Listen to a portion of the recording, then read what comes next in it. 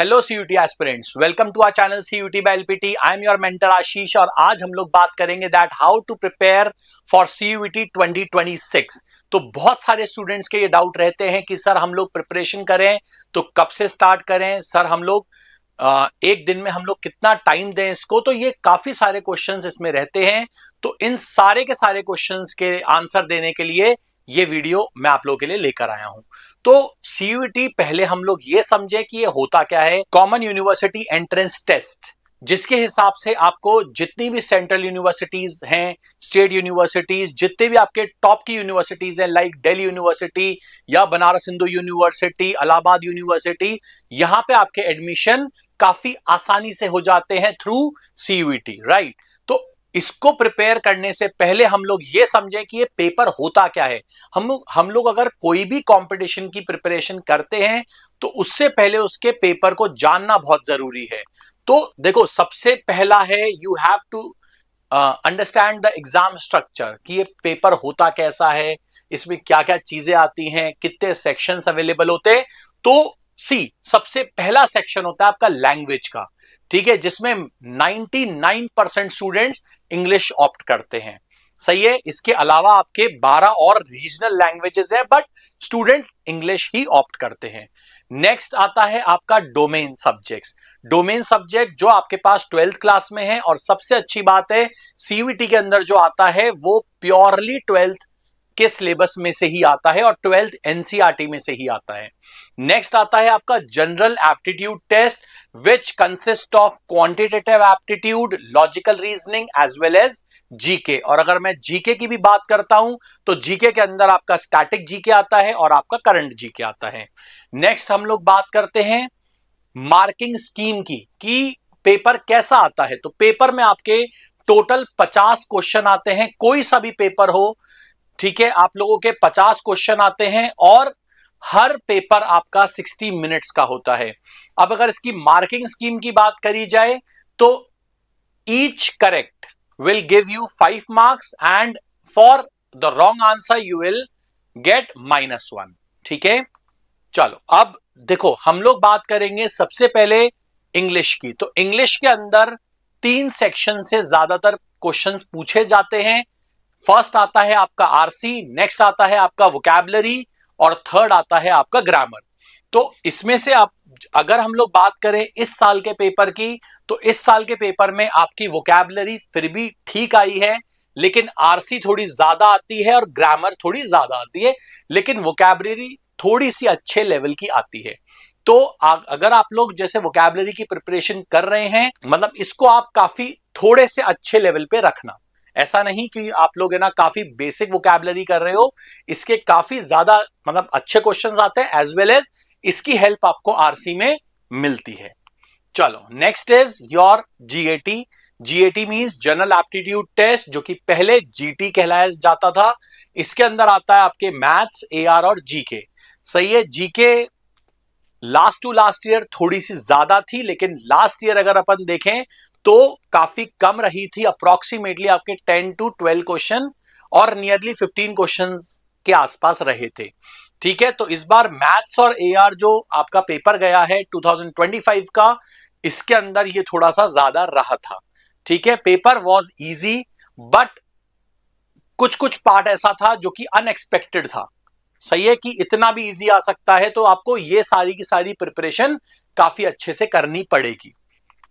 Next आता है आपका, देखो, सेट अप योर टाइमलाइन। आपको टाइमलाइन बहुत अच्छे से सेटअप करनी पड़ेगी कि आपको कैसे कैसे प्रिपरेशन करनी है और क्या क्या चीजों की प्रिपरेशन करनी है।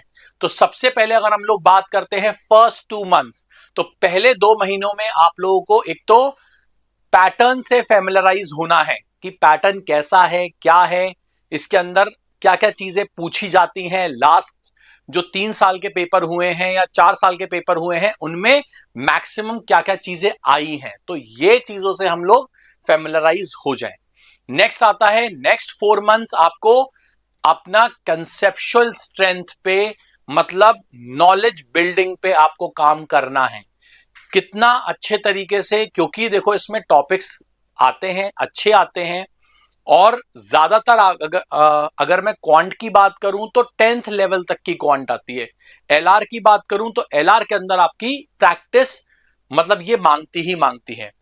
नेक्स्ट अगर अपन बात करें, लास्ट 3 मंथ्स में आपको सिर्फ और सिर्फ प्रैक्टिस करनी है।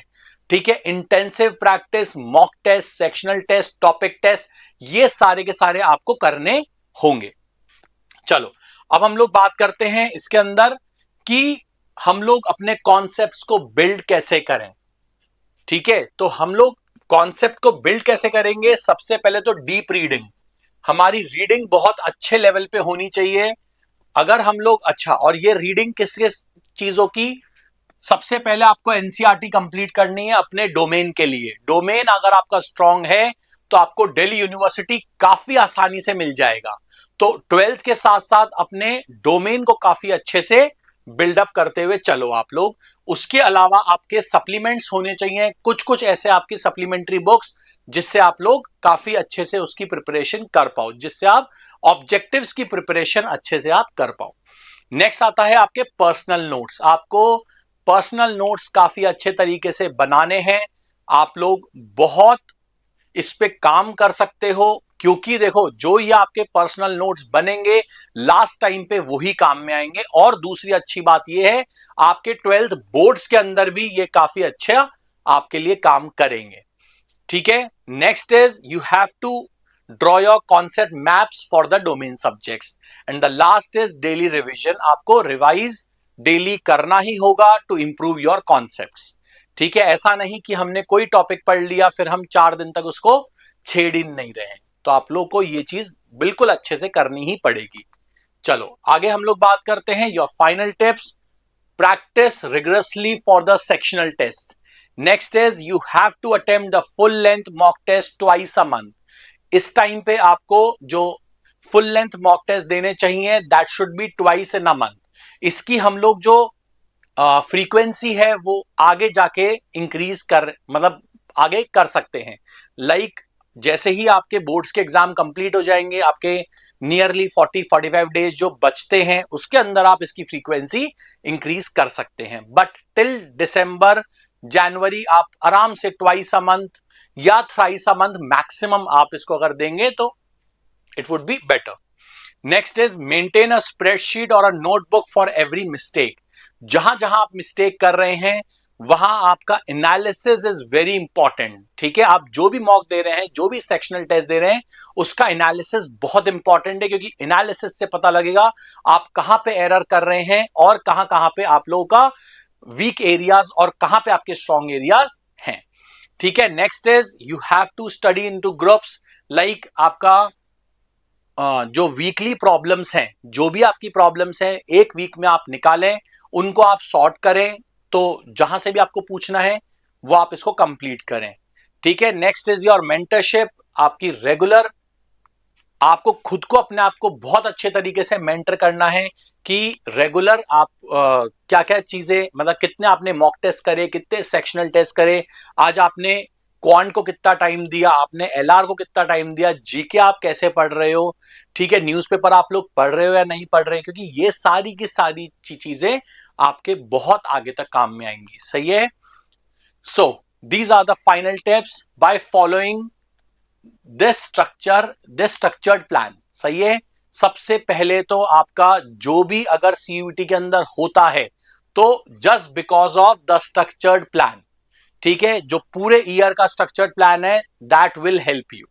Next is understanding the exam, building the strong fundamentals and practising with a purpose. ठीक है, you have to practise but with a purpose.